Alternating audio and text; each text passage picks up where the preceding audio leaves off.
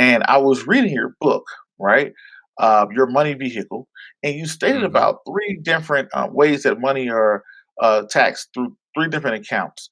Now you broke out that it was a IRA, a brokerage account, and a Roth IRA, right? Hmm. And can you please explain to the audience the first we want to talk about what all those three different types of accounts. Then we want to get into how they're taxed.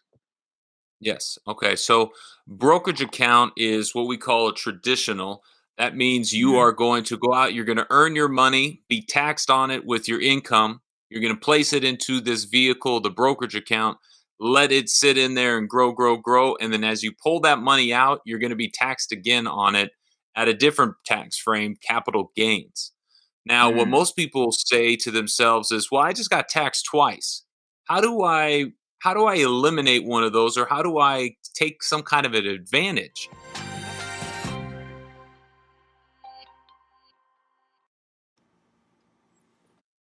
Aloha and welcome back to the Prince of Investing, coming to you guys and girls live all the way from the beautiful state of Honolulu, Hawaii, via Denver, Colorado.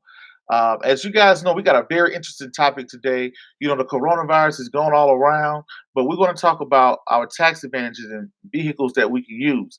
And of course, I got a very special guest coming on today with me, Mr. Jed Collins. Let me give you a little bit of background on him before he comes in. But he played in the NFL for I want to think it was about 8 years. He played for several teams. He went off. He played with some of the greatest players out there, from Drew Brees to Donovan McNabb. I know he played. I want to say like 10 or 13 teams. But he's been on the podcast before. But we bring him live to all the way to Honolulu, Hawaii today, and for the people that's catching the playback on all the other social media platforms. Now, without further ado, oh well, the cool thing about it, not only did he play in the NFL, he played in the NFL for about 8 years, but then he went off and became a certified financial planner, a CFP, right? So, what are the odds of that? So, I thought he'd be great to come on. And he's coming in with his new book that he's going to talk about as well. But I'm going to ask him about the different tax advantages, the ways you invest, what type of tax advantages you have coming out, and the ways that he can do them. So, without further ado, coming all the way from Seattle, and yes, he is Corona free. Mr. Jed Collins, how you doing today, sir? At the moment, we are doing just fine. We got double stacked up on toilet paper and some beer, so we should be all right for a little while. That's great to hear. So for the people out there, I know I kind of my intro didn't do as well as I could have done for you. So for the people out there who haven't heard of you, haven't seen you before, or hearing it from you the first time, that's catching this live, and then we catch the Hmm. playback. Can you tell little people a little bit about yourself? I would love to. So, Mhm. uh, I left the game of football a few years ago, and I've been chasing this dream I've had. And what's Mhm. beautiful is, as you mentioned, I got to play for about a baker's dozen teams while in the NFL. I got to experience a ton of different locker rooms and different players. And what I pride myself is what I learned from those men. I was fortunate to be around greatness, and from that, I've created a series of principles that I call rookie to veteran. And it's really a format of 10 ideas and 10 concepts that I really took away from, a 15-year offensive lineman, an 8-year safety, a 20-year Mm. kicker. What could I look around and learn from these guys? But the number one thing, and what we're here to talk about, was how poorly I was prepared for money. I got my Mm. first paycheck, and even though I was an accounting major, I had no idea what to do with it. And to tell you the truth, Prince, I spent it before I even opened the envelope. And so from that day, it was a real awakening. Now, in my defense, I did buy an engagement ring, and my wife and I are still happily married. So it was a decent investment, but it was a very poor financial decision. Um, and so from that day forward, I realized, I was never going to be the $10 million guy.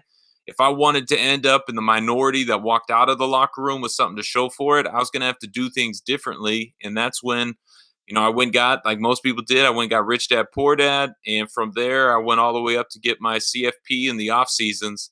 I was that guy on the planes and buses, kind of hiding my book so nobody could see that I was studying. So this has been a long term passion and vision, and I'm very proud to say that it's coming to fruition soon. Nice, nice. So I'm gonna ask this question: NFL. At one time, what was probably your largest check, Mm. and what did you do with it?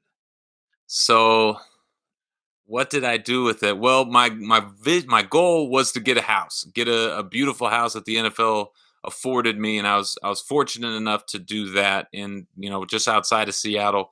Um, but I would say the biggest thing I bought was that darn engagement ring. There's nothing I'm buying for myself that's going to be that big of a check. And I, you know, I there that was the reality. That was the first one, and it was a big purchase. And from there on out, I realized the body and toll it was going to have on my future, that I needed to start to prepare a plan that was going to be able to provide for me after I walked away. So uh, Okay. I ended up, I did some practice squad years. I was always kind of a minimum guy. My biggest check probably came from my player performance, where guys like me who get on the field get a little bonus at the end of the year for contributing. But Mm. I was never. I sat next to guys who were making $1 million a week, and I was never that guy. Well, it was close enough. So I'm pretty sure you It made more was. than I'm me. not So complaining. I'm not. Yeah. yeah, yes, I'm not complaining, right? So, but okay, Uh, so let's get into the juicy stuff, right? We know the world of mm, investing.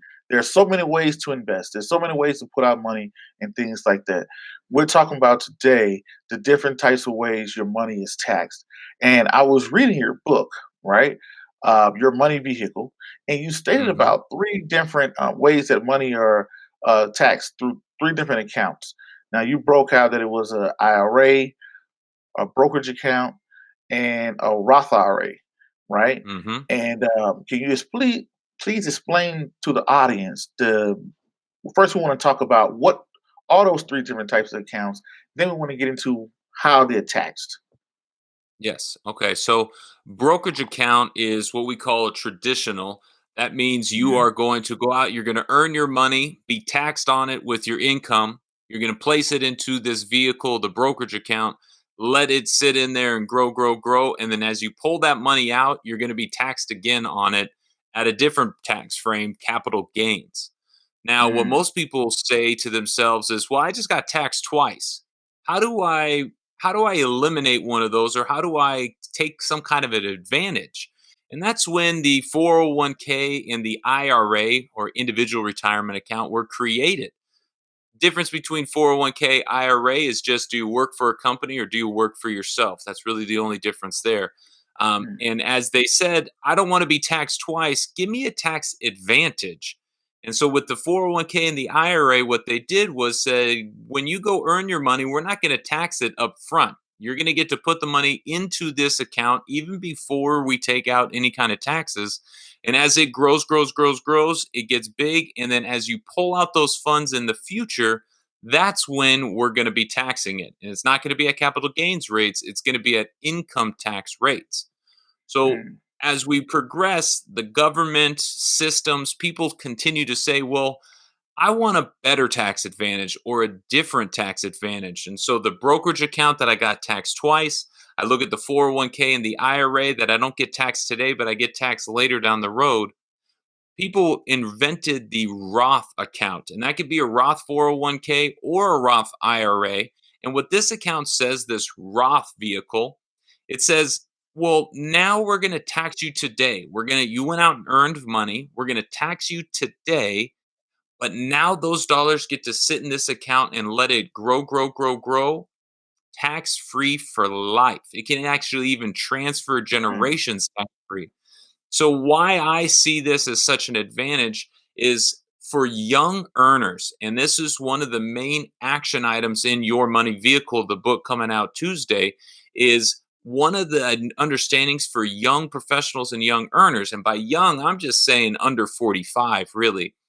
You mhm, are going to be in a lower tax bracket today than you probably will be throughout the rest of your career, because your career earnings continues to climb. So you'll be in a smaller tax bracket as of today, and then as those dollars grow, you get to have all of those earnings go to work for you tax free. And I think that is just one of those amazing tools that we need to begin to use our money and strategize our plan to be efficient with those kinds of investments. Okay. So pretty much you just broke down and you said, hey, you got the brokerage account that a lot of people open up with a TD Ameritrade or E-Trade. Yep. And you say, hey, you go to work, you earn a wage, you pay taxes on your wages, you put the money in your brokerage account. And then let's say I made some money off of Walmart stock or whatever the case may be, and I earned a capital gain. The government is going to tax me again. Hmm. Is Yes, it there a way is. I And can get so around that? that's how you start to get around it by formulating a plan. The Hmm. mission and objective of the book and what you and I do, Prince, is Hmm. we want people to use money. When I say use, I mean understand, strategize, and be efficient with. And so this is one of those strategy pieces. When you look at tax planning, you always begin with a destination. Really, in any financial plan, you need to begin with where are we going, and then we Hmm. reverse engineer and build out the plan to get there the most effectively and efficiently. And so, as people become savers, they start to look at targeting money for specific events. And then we are introduced to becoming an investor where money actually goes to work for us. And we're typically, as you said, we go to Fidelity or Charles Schwab or any of these brokerage houses, and we open this brokerage account. When we want to start taking an advantage for us and only getting taxed once, that's where we start to look at a company account through our 401k Hmm. or an individual account through our IRA. And that is a very neat advantage because you look at your income, and instead of being taxed on the full amount, the government actually shields or deducts that first chunk of money, and you get to let that go or start working for you tax free. Okay. Now, what do you have to say to the person that says, "Hey, I'm tuning in. I got a brokerage account. I'm being taxed twice. I put my money in. First I earned my money. I paid the government. I paid the government taxes, and then I put my money in my account. And then I made money and I sold some stocks. I made a capital gain. The government wants to tax me again. I'm in this situation. How can I get out? How can I move to an IRA now?" So, yes, you can move from a brokerage account into a Roth account because Hmm. the dollars have already been taxed. Now, to go from a Hmm. brokerage account into a 401k or IRA, a tax deferred account, that wouldn't be as advantageous because you've already been taxed on those dollars. So, if you're looking Hmm. at it and saying, hey, I heard this guy talking about a Roth account, I want to go see if I'm eligible for it and if I can push money into that, you can take money out of a brokerage account because it's already been taxed and get it into a Roth account. I would suggest looking at your future dollars and your future savings and say, okay, I'm going to take 10%. One of my favorite sayings in finances is I made a dollar, I saved a dime. I'm going to take Hmm. 10%. I'm going to start putting each of my paychecks now into one of these two vehicles, either the tax deferred 401k and IRA or what I call the tax free Roth. It's not completely tax free, but after it gets into the vehicle, then it becomes tax free for life. Okay, got it. So somebody that's tuning in, you got an E-Trade account or TD Ameritrade account, you got a brokerage account that you opened up, and you're saying, "Hey, well, I heard that I can use another vehicle that could be an advantage in my taxes." Then yes, you could call your brokerage house and say, "Hey, I've already paid money on the, already have already paid taxes on the money that's in my brokerage account. I want to transfer it over to make it a Roth IRA account." Am I correct on that? Yes, you are. And so the two things I would point out to that is one, Roth accounts are even more unique because any dollars you contribute, let's say you put in $5,000 this year, and in a year or two, you want to buy a house. Any dollars you contribute into a Roth account, even though it's technically a retirement vehicle, you can claw those dollars back out and put them to use for big purchases like a primary residence and things like that. Mm-hmm. That is a strategic advantage to be have those contributions. Now your earnings after you put the dollars in there and they start to make money, those earnings have to stay in the account. But anything you contributed, I like to say, if you plant a seed and try to grow fruit, you plant the seed. Any fruit that comes out has to stay in, but those seeds you can pull back out. Got Um, it. and Now, and go ahead. another thing, I don't know if you're familiar with the whole fire thing. I think it's like financial Yes. independence, retire early, right? So people It say started on an island out here. it's okay. It's a lot of things are Yeah. starting out there in Seattle. I see.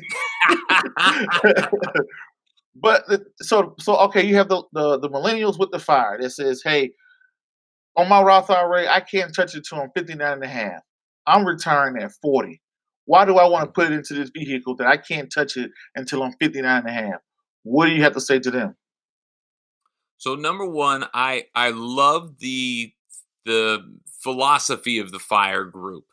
Financially independent, I am in. Retire early. My definition of retirement changes. I think the old adage of retirement has gone away. Why I call the book in my messaging Your Money Vehicle is because I want you to see money as a tool. Money is a verb. For so long, we've made money the objective and the noun. I really want people to start to look at money and say, where is this thing going to take me? Not this is Mhm. what I wanted.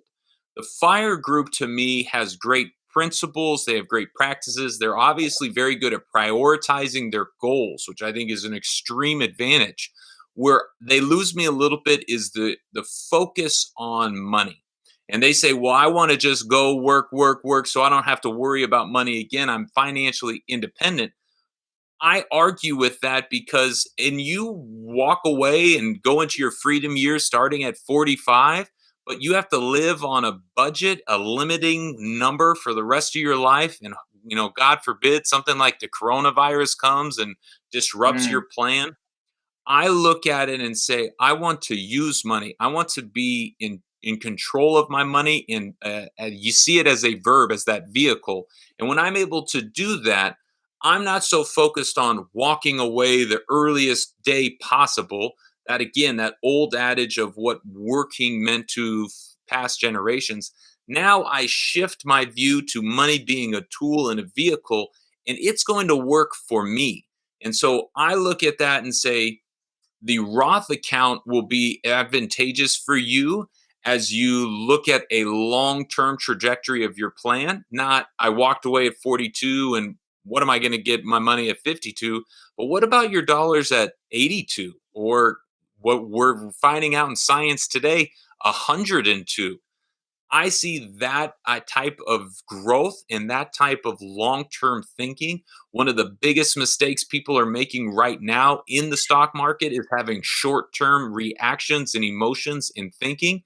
As long as we keep a big picture imagery of what we want to do with our money and put it to use in that big picture frame, vehicles are a great advantage because they give you something without taking too much away. okay. So now that you just said something, you brought up something, and you've been in Seattle, and everybody knows Seattle is pretty popular right now. What this virus is going around, the coronavirus, and we have seen our 11-year bull market come to a devastating end due to a little bit of oil and a little to coronavirus. We've seen the NBA just shut down. We just seen the NCAA just came out and shut down.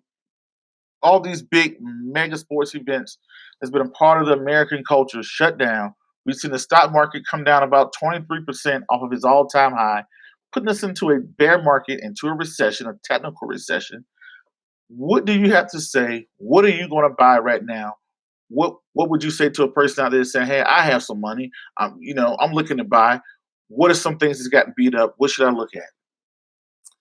So, great question. Number one, the first thing that I would say to them is check your emotions. Everybody is emotionally reacting. The market is very emotional, very reactive. And so, the first thing, and Ben Graham said it 50 years ago, the number one enemy of the individual investor is their own emotions. Why? Because in times like this, the most of people run for the hills. And so, if we're looking at it that way, one, we have to stop panicking and start to check our emotions. And we have to remember what our goals were. When you begin your financial plan, you need to set goals for yourself. If you haven't, then that is what I would tell you is go step backwards and start to set a goal for yourself. But if you have set those goals in the last 2 weeks, have those goals changed?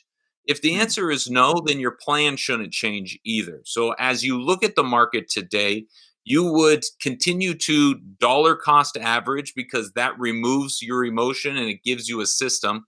And dollar cost averaging means you are going to drip in or continue to buy the market on a systematic approach. Right now, maybe it's once a week, maybe it's once a month, maybe it's every quarter, but you are going to continue to buy shares throughout. I personally, I definitely see oil has dropped. I look at a company like Disney, and my two daughters watch Disney Plus. I've been to Disneyland. I know those guys aren't going anywhere, and yet that company is taking a major hit right now. So there are definitely little situations where you can find companies and try to predict that stock price. Personally, I am not, even though I'm a CFP, I am not an investment expert. I typically deal with teams of people who are studying the markets. I Mm-hmm. believe that active investing is a challenging endeavor. And I personally would look at just the market at large for the individual investor and say, Mm. you need to take this time capsule, and it traveled us back to 2017. You need to take this time, get into the market at large. Don't try to predict or guess. That will come as you get more experienced and you get more of a portfolio to be able to have some sniper. But right now, just get in, shotgun approach it, use a exchange traded fund, an index fund, any of these different vehicles and tools to just participate. Okay. Now you brought up a good thing, referencing back to your book. I actually read it, and you brought up something called the total. I think it was the total market index, right? Yes. And because Yes. you're saying, hey, dollar cost average, blah blah blah blah, to the person out there saying, okay, buy what? What are you talking about buying? What do you have to say to that person? So, at the same companies we talked about earlier, Charles Schwab, Fidelity, you name it, these major companies, you can go and get access to Vanguard's total stock market, which means they Mm. have a share of every publicly traded company in the world. I love when I present, I always ask people, I say, could you become a part owner of every publicly traded company in America? And the answer is yes, you absolutely could. But the more resounding and impactful thing is you don't have to just stop at America. The world is connected. Why this virus and why this event is the most unifying event in human history is it is the first time everyone in the world knows we have one common foe. And not only that, we are all united against that foe and are actually attuned to the fact that it is affecting everyone, even Mm. the markets are going crazy, and it's not an economic systemic issue. It is a virus. And that's why people who have seen enough of time and history and money are looking at this as, hey, this is just the next blip on the screen. So as I say, go out and buy the market, look at a company like Vanguard, look at a company like Fidelity, and ask or Google search what is the biggest index I can go get in. There's in the book, I recommend VT, which is Vanguard's total stock market. I have no affiliation with Vanguard. They just do a really good job. And it is a very low basis points and gives you a great broad global diversification. Okay, that's what I was actually looking up. I knew it was a total market one, but I couldn't remember which Yeah. one that you had. I knew he said in his book that he said about the total market. So I'm glad you. And I was going to say the stock symbol. So BT. So I think BT is about what $100 to get into right now. Is it what right now? I think the price is about $100 a share currently. Yes, but remember, with technology Hmm. and with different tools today, you can Hmm. buy fractional shares. Different robo advisors will let you kind of pool together your funds. So don't let one stock price prohibit you from entering. If that is the tool that you want to use, you can absolutely go to get it. Okay, so right now you're saying, hey, while the market is going down, you will look at something like a total market index like Vanguard's Victor Tango, which is BT, and you would buy I that like it. consistently on a consistent basis, right? I would buy some shares, yes, as in hopes. If you're a young investor, hope it goes down. I mean, this is a sad joke, but the Corona discount is real. One of the greatest examples, and it's from that old investor mindset, is The market shows up at your door every day and offers you a watch. And some days that watch is really expensive, some days that watch is kind of cheap. And if you continually to buy it, you will average out a price that you're pretty comfortable with, and over time will return you profits. Okay. All right. So that's good. That's good advice that you gave on the coronavirus and the way that you would invest through it. Now, would you say to the person that's saying, "Well, I'm looking at airline stocks, I'm looking at travel stocks, or is there some opportunities there?" If a person's looking to an opportunity there, what would you tell them?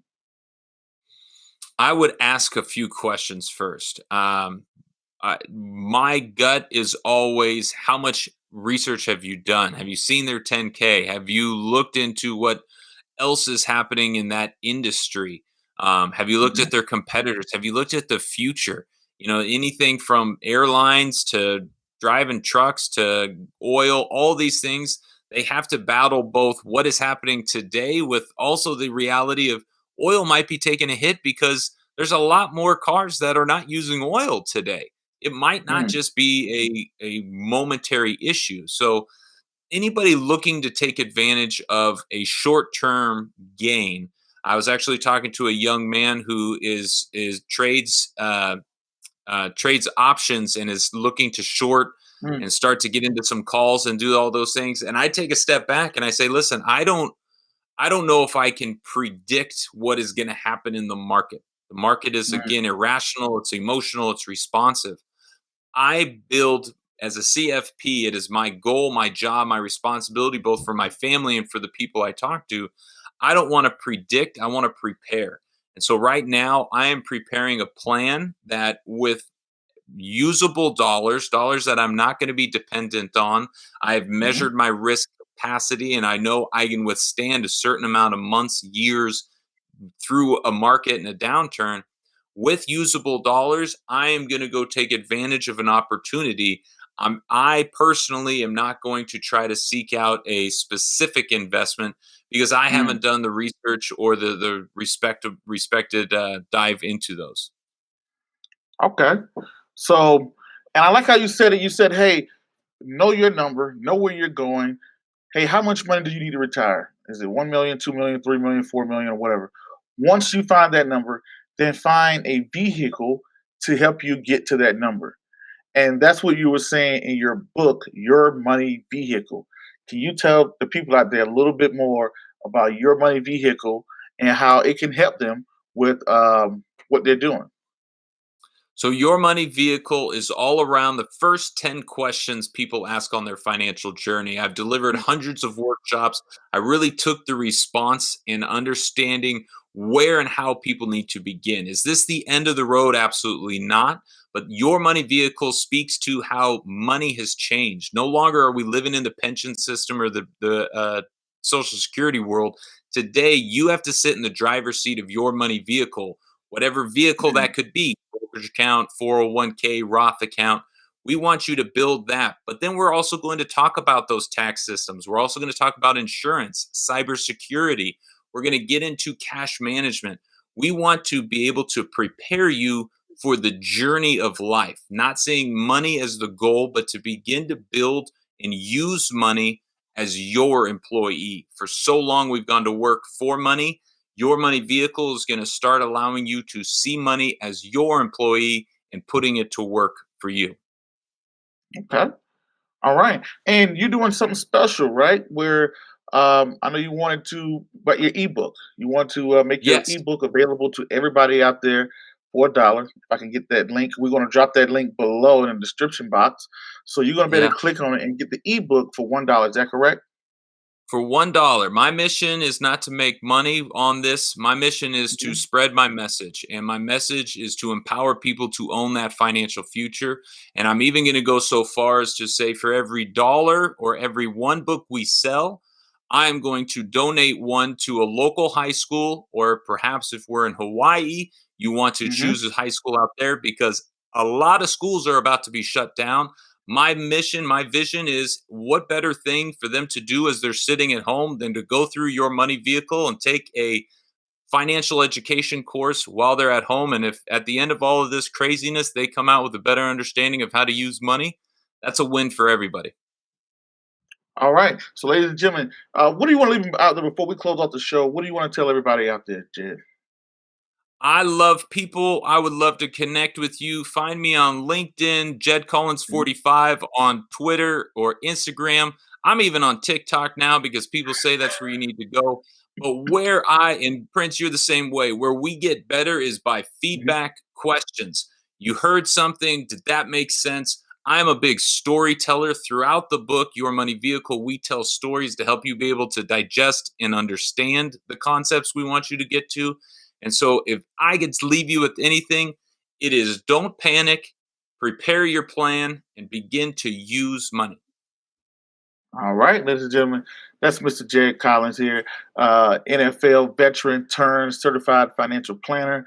He has his new book, Your Money Vehicle, which you can get right now on Amazon. Check out the link below to get his $1 ebook to help you build your money vehicle.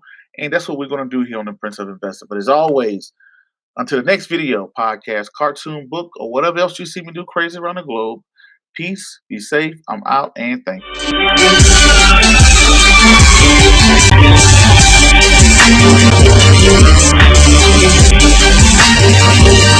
you.